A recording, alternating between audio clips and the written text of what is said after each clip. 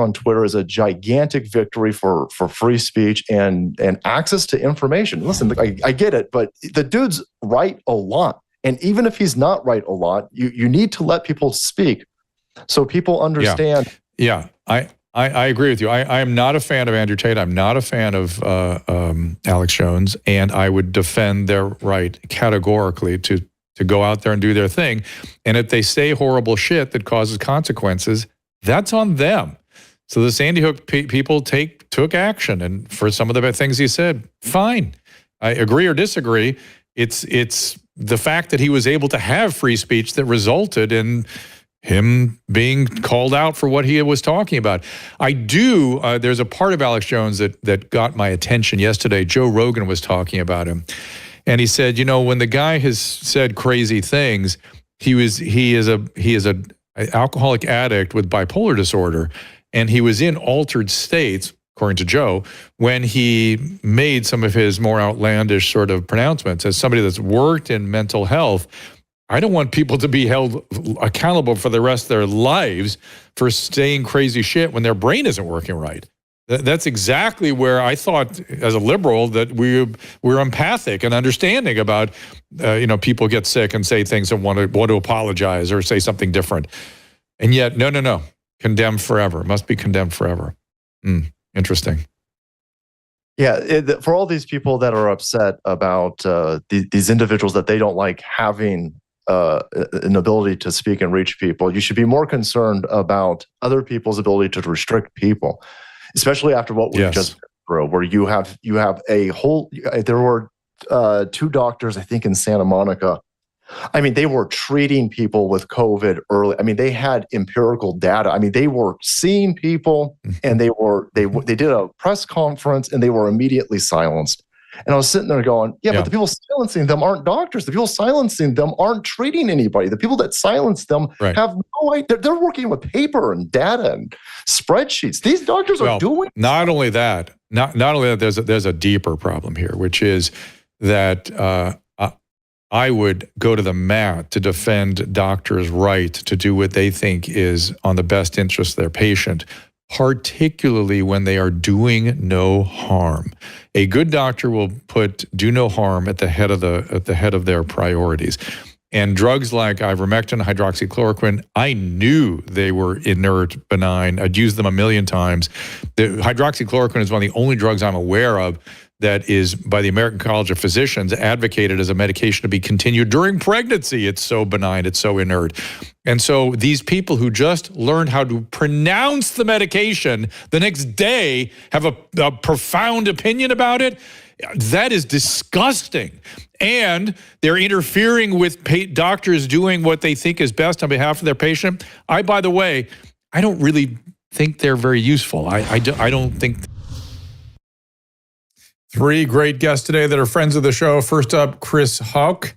He is the managing editor of NewsBusters, and we're going to talk about who's been naughty and who's been nice in the mainstream media.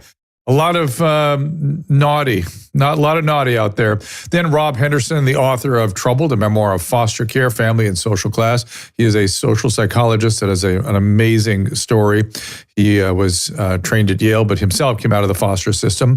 And then Dr. Chloe Carmichael comes back. She's a clinical psychologist. She's written a book called Can I Say That? Why Free Speech Matters and How to Use It Fearlessly.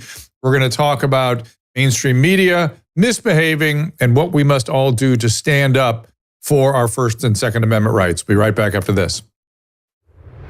Our laws, as it pertains to substances, are draconian and bizarre. The psychopaths start this way. He was an alcoholic because of social media and pornography, PTSD, love addiction, fentanyl and heroin. Ridiculous. I'm a doctor, for Christ's sake. Where the hell do you think I learned that? I'm just saying, you go to treatment before you kill people. I am a clinician. I observe things about these chemicals. Let's just deal with what's real. We used to get these calls on Loveline all the time. Educate adolescents and to prevent and to treat. If you have trouble you can't stop and you want help stop it, I can help. I got a lot to say. I got a lot more to say.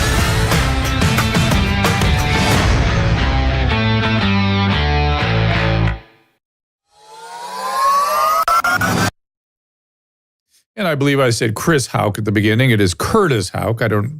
My brain isn't working that well today. Curtis Houck is on X at Curtis Houck, Houck, and newsbusters.org and mrc.org. Curtis, thank you for being here again. We appreciate it. Give us an update on who's been naughty and who's been nice. Let me guess, WAPO at the head of the class. Yeah, WAPO's been at the head of the class, mostly because, well, first of all, because we were expecting more from this year. You know, the editorial board has maybe moved a little bit, but there's been a lot of kvetching from the liberal media about what is Jeff Bezos going to do now in this Trump presidency? Is he going to move the paper back to the center? And we really haven't seen that yet. You know, in the graphic there ahead of the show here was a story that I did earlier a few days ago about the Washington Post kind of painting the National Guard ambush suspect as, you know, a kind of victim of his circumstances about coming to the United States and not being able to find a job. And, you know, one thing led to another, and here he was shooting up a Washington, D.C. metro station. You know, speaking of the print, New York Times is another one that I have here because their story on Sunday, granted it was recently, but I think it was an all-time whopper, admitting that, yes, the Biden border policy was a catastrophe. They want to deny reality and insist that, you know, kind of providing structure and order at the border, and this is really something we want to get into. We don't really want to upset certain base voters in certain constituencies. Then once they realized it was actual catastrophe, well, we don't actually want to talk about it. We can hope this thing will just go away. So for the Times to write a story that was thousands of words long on the Sunday paper, well over a year, almost a full year after the Biden presidency ended, is just rank irresponsibility. So wait, hold on a second. Were they, as they always do, were they biasing in a way that really it was okay, or there was compassionate or something to put it in some sort of good light? Yeah, I think it's just way too late. I think the sudden kind of respect, I think that kind of, you know, is one thing. I think kind of this is a story that they should have done a year ago. If this story had come out, or more than a year ago, that would have been, okay, this is good journalism. But you do it then years after the fact when people were, you know, I mean, there was footage. Anybody who was there down at the border, the highway overpasses, I mean, the sea of humanity, what was going on there, just, you know, it told the story. Well, not only that, I mean, I haven't heard anybody, first of all, there's a couple things. I will not do print media anymore. It is an insane cesspool. They are disgusting. They do whatever they want, and they will not do an article unless they can make something or somebody look bad, period. That's their business, it seems like. Why won't they ever retract, apologize, look back on where they got things wrong? It would make a huge difference. That's A. And B, people are forgetting that those convoys that were brought up here had pallets of food and water and hospitals and educational centers. These were NGO-driven movements. They were troop movements that cost millions of dollars. Why aren't they writing about that? Right, and that there was an incentive structure created by these NGOs to want to secure more government money, saying, no, we're going to take care of these people, and therefore the administration could kind of continue to let the border be as it may, because you have all these orgs saying, no, we're going to take care of these people as they come in, and it just becomes one gravy train after another of, you know, government corruption. Not as they come in, Curtis. I have friends that went down and rode with them from Central America. They picked them up, coached them up, brought them together, put them on the convoy, fed them, schooled them, did with the hospital, put them in places where they could sleep and sustain themselves, gave them clothing. Then when they got to the border, they were sort of cut loose on the asylum system. Well, yeah, I mean, you look at the Mexico side of the Mexican border in particular, there are all sorts of facilities that take care of this kind of thing. But, you know, it was only, again, conservative media, groups like the Washington Free Beacon, Julio Rosas, a good friend of mine, Ali Bradley over at News Nation. Not many folks were kind of taking care to point this out and kind of do some legwork on it and to actually walk with the convoys as they were coming up. Right. So, but as print, you would think that there would be more of a chance for nuance in print reporting because you're not constrained to the 2-3 minutes of a 20-minute newscast with 10 minutes of commercials. Right. But in some cases, as you point out, it's a little bit more insidious there's even more space for more bias. Is Barry Weiss, Free Press, CBS, are they going to be on the good list this year? I'm glad you brought that up because I'm going to say it's TBD, but I'm leaning towards the nice list because of just simply the premise of something had to change at CBS News. And she's attracted all of the right enemies, in my opinion. People who are saying, no, you can't come in and just upset the apple cart. Free Press, like, what kind of website is this? It's a very small staff. I mean, yes, there's questions about, has she managed this many employees? But I think the structure that she has, working hand in glove with a CBS News president, a longtime news executive, to kind of know more of the HR kind of rigmarole, where she can kind of more focus on the news gathering operation. You look at you think about the sector. CBS newscasts, with the exception of 60 Minutes, have been in third place behind ABC and NBC for 2 decades, 3 decades at least. People just still get nostalgic about the days of Walter Cronkite. And, we're just a lifetime away from that. And so since then, CBS as a brand, particularly after the Dan Rather incident in 2004 with George W. Bush and his National Guard papers and that thing that kind of forced him out there, CBS has just kind of rearranging the deck chairs on the Titanic. It's always been the next person up. Yes. But I think Barry Weiss has a chance to, really turn this around. And maybe if it doesn't work, okay. But if it had to be, something had to change. The idea of getting rid of some of the folks that were there. I've really been appreciative of that. She looks like she's going to name Tony DeCopel, the CBS Evening News anchor. That announcement could be expected tomorrow. They hired away from Fox Business a financial correspondent who now will be named the Saturday morning show anchor. So I think these are some good steps that, the CBS coverage, we've still written about them at NewsBusters and been critical of the coverage. But where I've praised them is you simply have to present that half of the country believes one thing. I think that's what was key during the Jimmy Kimmel suspension and when they're, at their own network, when Stephen Colbert, they said that his show will be brought to an end next year, that Tony in particular and some of their correspondents merely said that there are a lot of Americans that actually don't watch these shows. A lot of Americans have a problem with these shows. So we have to acknowledge that while there's a lot of people that like them, there are plenty of people, if not more, that say, no, they don't like these shows and what's the point of them? Well, not only what's the point of them, what is the business model that allows them to make a profit given the expense that they mount? Correct. I'd love to see CBS put together like a Nightline type thing or a remember what was that guy's name? He used to have a late night show on NBC. Tom. Well, it's Ted Koppel on ABC that did Nightline for the longest time. Well, that was the Nightline. But even before that, there was this crazy guy with this black hair. Caleb helped me out with this. He looked like he was wearing a wig all the time. But he had a great late night show and people loved it and they watched it. It came out of Los Angeles. But anyway, I mean, there are ways to do this cheap and interesting and have people respond to it. We got to kind of get back to that. So the question becomes, what should the consumer do?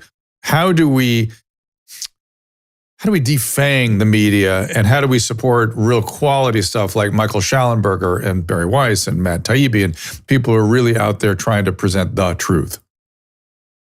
A couple of things. Number one, journalism costs money. And I think that's maybe an uncomfortable conversation with some folks. That yes, you can support them by supporting the sponsors or, merely reading that, analytics and monetization of accounts is definitely a thing.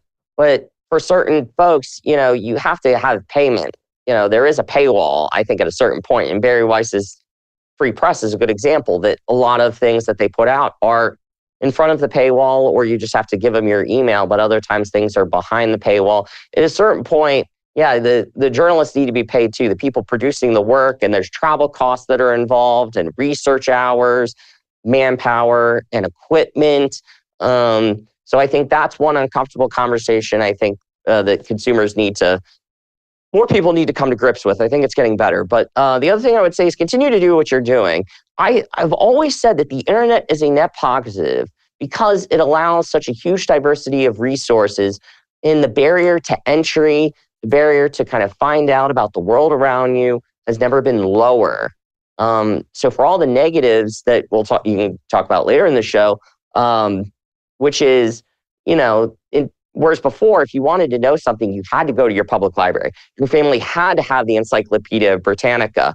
You had to be subscribed to the local newspaper. You had to have tuned in to the newscast at a certain period of time. Now, thanks to YouTube, Rumble, social media, blogs, Substack, you can consume all kinds of information while at the same time, yes, trying to find out what's true and what's not. It requires a little bit more judgment, news judgment on the part of the consumer, and where we can come in, folks that care about the notion of a news business and come in and help folks as a resource and a vehicle, kind of provide the educational, know-how and tools to kind of give you tips. But consuming, and the last thing I'll just say is consuming a wide variety of sources still matters, I think.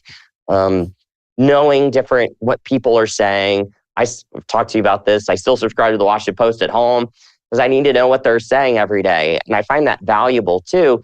And I think the lesson in that this year from the Charlie Kirk assassination was we need to be able to see the common humanity in each other, because that has just been missing from so much of our political discourse. I think a lot of Americans say that. But the fact that you have to say it out loud as though that's something that needs to be said is just, we live in a truly bizarre time. But quickly, it's Tom Snyder. Thank you, Brooklyn and Secret Bass Rigs. Tom Snyder, who I was talking about. Somebody also mentioned Craig Ferguson, who is a brilliant comedian who had a late night show. That's more in the sort of Fallon-esque type model. But yes, the people are saying they remember Tom Snyder from back then. And so those interviews, look at those interviews, so they still stand the test of time, some of them. What about what's going on with the EU? And I don't know if you really want to get into this. It's not our business so much, but it feels like it's going to have resonance over here with them attempting to really muscle their censorship. They want to be the final authority in what is and is not true. Yeah, I saw that news late last week. A huge fine leveled on X, claiming that you guys haven't done enough to really kind of limit disinformation and advertisements and deceptive programming and that kind of thing. It definitely is concerning. Yes, we can kind of roll our eyes at it, and there's definitely a point of how much does this interest us. But when you've reached a point like in the UK where people are going to jail for posts, electronic messages that are being sent, and you think of the UK and the US kind of as the, 1A, 1B of Western civilization, I kind of feel like it does become a problem at a certain point. My colleagues at the Free Speech America division here at the MRC have been all over this kind of thing, talking about the EU's doing, as much as we may want to keep it at arm's length, we have to at least know what's going on, because, as far left as they are, it's kind of a preview of coming attractions to the United States in the way that, our government institutions are going to be thinking about the news. So we have to kind of anticipate what's coming down the pike, with future FCCs in the future. Well, not just FCC. I'm looking at the Supreme Court now, where it sounds like they're sympathetic to. Yeah, we have Justice Ketanji Brown saying that the experts should have authority over the duly elected officers of our government. I mean, it's exactly the opposite of the way this government is supposed to run. We know what's good for you. Yeah, we know what's good for you. And it's the Tom Nichols rule of experts lifestyle that we've been dealing with for the longest time. Really, anything that comes out of the Atlantic is kind of that mode, frame of mind. So, I think that kind of free speech in particular frames the stakes of upcoming elections and the importance of rescuing and saving and preserving these institutions that we have, both here in the United States and in the Western civilization, because our way of life, and what they're pushing and what communist China is pushing, even in like Hong Kong, when they had the building fire, they've been engaging in rampant censorship and rounding up people who are just saying that we're not getting the information that we need from government officials because they're saying, well, we can't let this get out of hand, instead of trying to actually figure out what happened in the first place. That's an example about how we cannot allow that to come to the United States. Same thing as COVID, everybody. That's what we were watching. That's what we gobbled up. We gobbled up and followed suit. That's insane. We got to really examine that. Curtis, I'm going to hold myself to 20 minutes here. I appreciate you being here. Is there actually a naughty and nice list somewhere that we can look at? We'll be having our quotes of the year. We're having our quotes of the year coming up in a few weeks. So stay tuned for that. Where do we find it?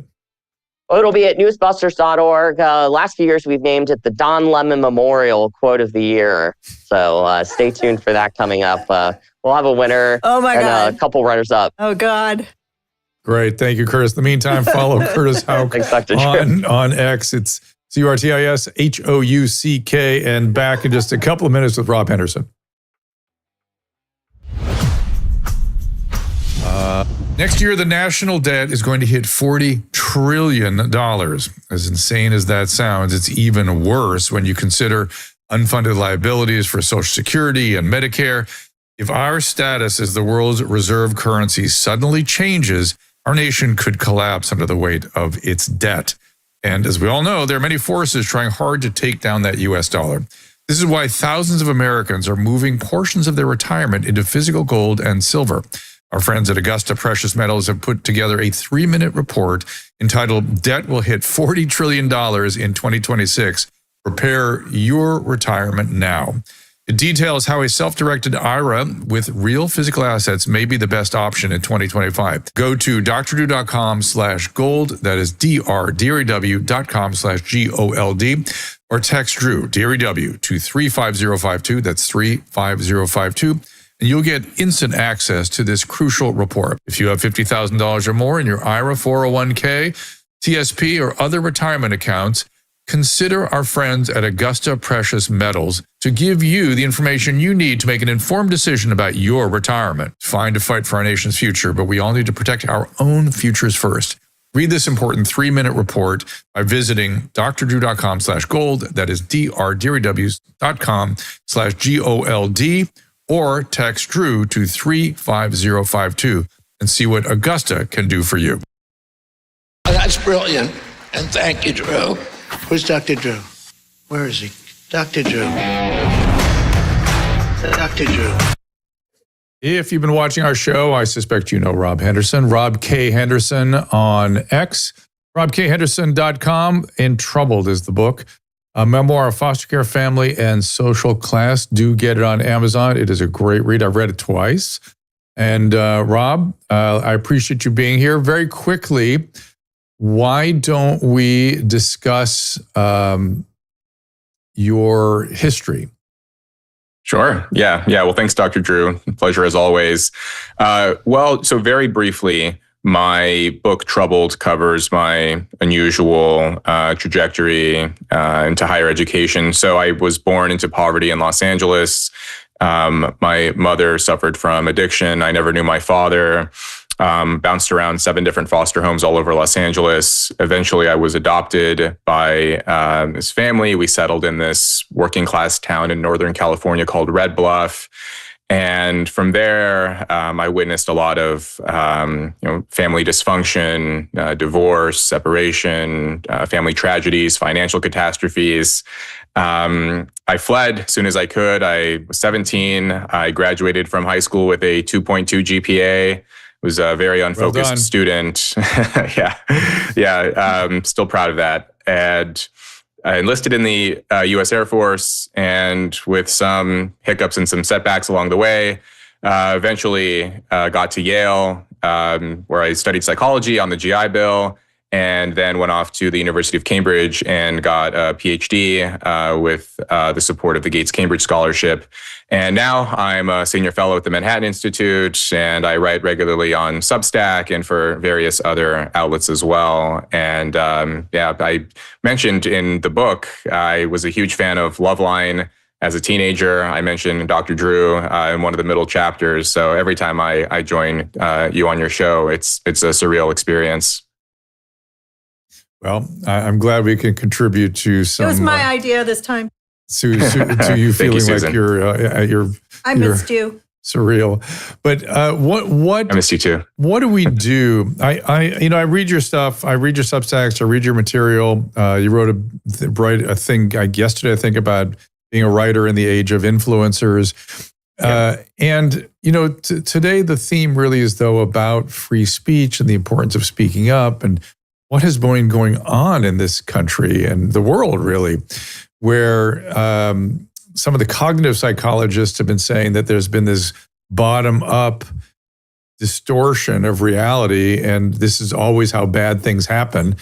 Then the top-down has been sort of influencing it and manipulating it. But what is your sense of what has happened to us?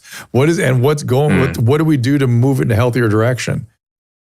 Yeah, well, it's an interesting question. I'm interested in the self-censorship component. So, of course, there's the overt censorship where you can get deplatformed or suspended or demonetized and that kind of thing. And as we increasingly live our lives online, that matters. If you're silenced, if you're deplatformed, you're no longer able to communicate your thoughts and your ideas. But you also see this rise in self-censorship. So I spend a lot of time in and around academia, and you can see the rise in the number of students and faculty members who say they don't express their true opinions out of some fear of being penalized or ostracized. There was a stat in the New York Times a few months ago, which indicated that 80% of students have concealed or misrepresented their political views because they were afraid of getting a bad grade from their professor in class.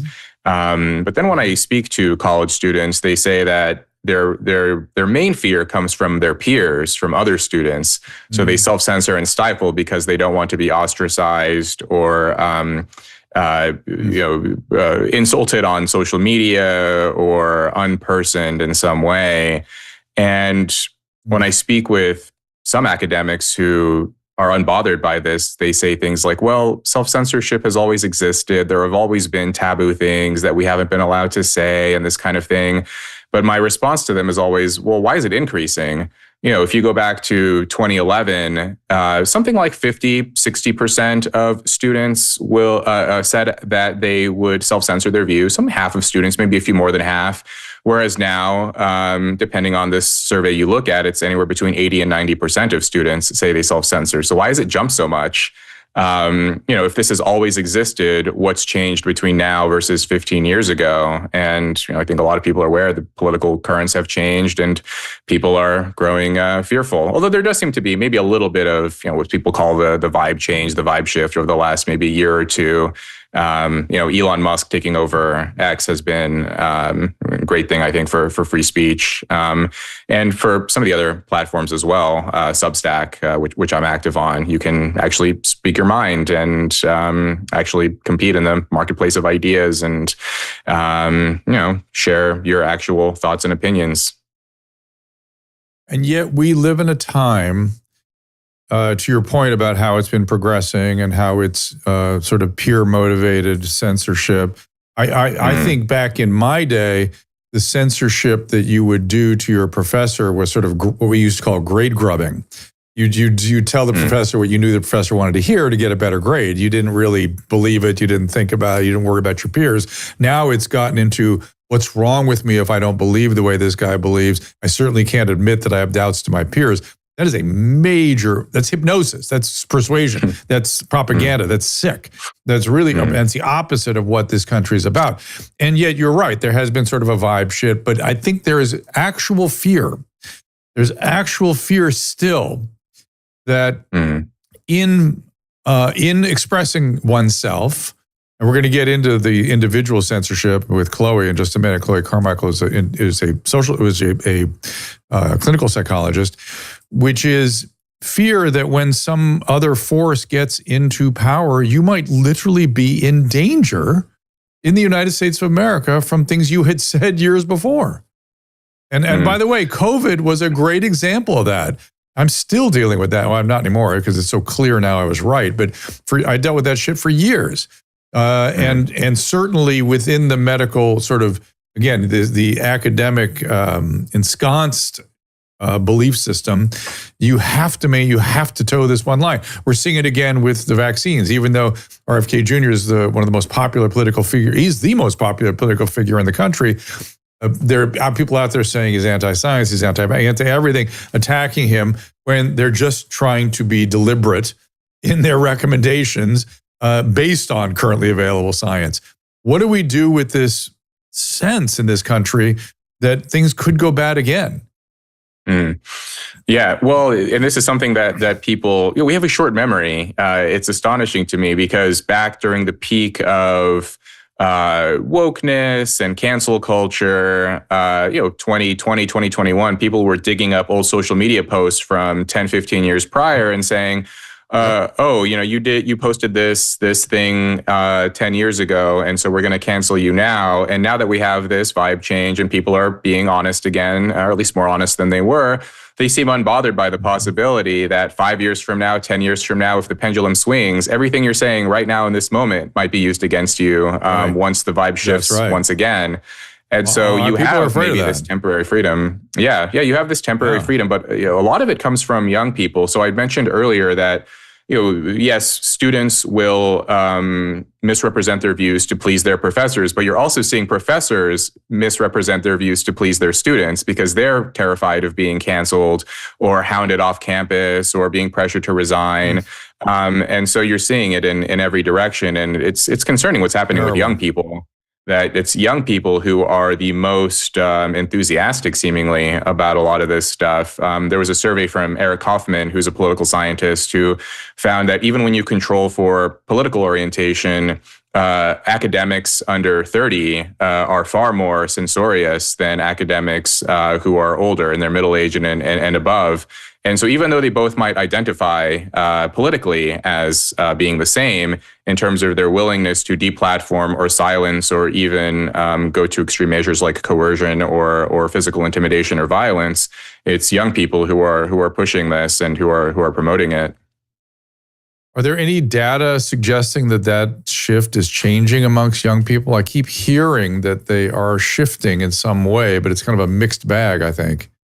I think it's very mixed, where young people just seem to be more polarized in each direction. Where you have some faction of young people who are as enthusiastic as ever for cancel culture, but then you have this backlash within that young segment who are very much against it, and in some ways maybe taking it too far, where they'll say things that are extremely offensive just for the sake of it. But I would rather live in a world where people can say anything than fear, expressing themselves. And is that sort of the Nick Fuentes phenomenon? I think that's what's been happening, where, Fuentes himself and a lot of his fans will say things like, well, we're sick of being told what to say or what to believe, so we're just going to say everything and anything. Regardless of whether or not it's true or whether they believe it. I think there's just this thrill. And that kind of gleefulness, I think, has always existed among young people of being, saying things for shock value or for attention or to get a rise out of people or to upset, older people who, they claim that they don't get it or they don't understand. So I think there's an element of that. But the thing is, I think in decades past, people understood to some extent that this was a performance when entertainers would say things that were outlandish. So, when I was growing up 15, 20 years ago, you'd have, the kind of hysteria around hip hop artists and rappers, but you knew that they were entertainers on some level. And when they were making their music, they would explain that this was kind of a caricatured version of reality for entertainment value. But a lot of influencers now, they're blurring this line between reality and hyperbole. And because they're playing themselves, or at least they claim to be, and they often position themselves as brave truth tellers. This is one of the things you saw. I don't know if you caught that interview of Piers Morgan and Nick Fuentes, but Nick Fuentes tried to straddle this line between Morgan would ask him a question and Nick Fuentes would respond, well, it's a lot of hyperbole and these are just funny jokes that I tell among my friends. And these are all just sort of insider humor. And then it spills out and people don't understand that we're just messing around. But then later in that same discussion, he would say, well, I'm actually a brave truth teller. And Morgan asked, would you ever run for political office? And Fuentes says, oh, no, I tell the truth. You can't get elected if you tell the truth. And the question is, well, which is it? Are you a brave truth teller, or are you just this jocular, funny host who's trying to get a rise out of people? There's this fundamental contradiction in a figure like Fuentes. What do you think? I think he has no stable sense of self. I would be curious to hear from you and from the clinical psychologist here, what to make of someone like that, where he's very slippery. And, within 10 minutes, he will contradict himself 3 different times. There was one moment in that discussion with Piers Morgan where, Piers Morgan said, are you a racist? And Fuentes says, yeah, I'm a racist. And he says it like he's proud of it. And then 3 minutes later, he says, oh, I had, I'm not that racist. I had a black best friend when I was in first grade, and I'm best friends with Kanye. And, he's talking about how he actually has lots of friends from all different races and ethnicities and so on. And I think he just wants to have it both ways, where he wants to have all of the status and recognition and excitement from his fans for saying these provocative and outlandish things. But then he also wants to be, more of a respected figure who says, oh, no, I have friends from every race and every ethnicity, so you can't really pin me down as a racist after all.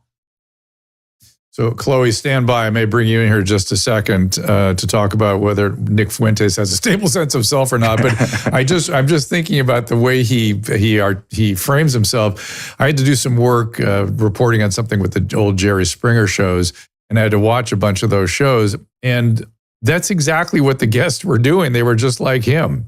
And some of them are remorseful about it, and some of them are sort of moved on to have more serious mental illness, frankly, or violence, or God knows what.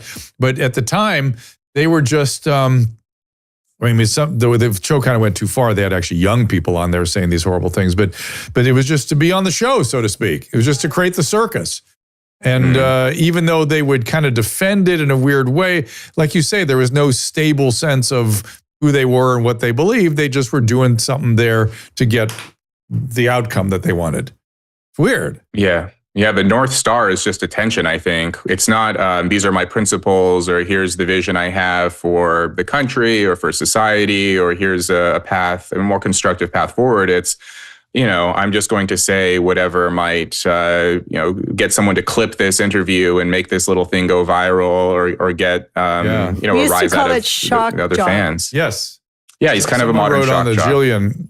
Yeah, well, it's it's the next version. But shock jocks, are we frozen here? Is everybody seeing me? But shock jocks in my day,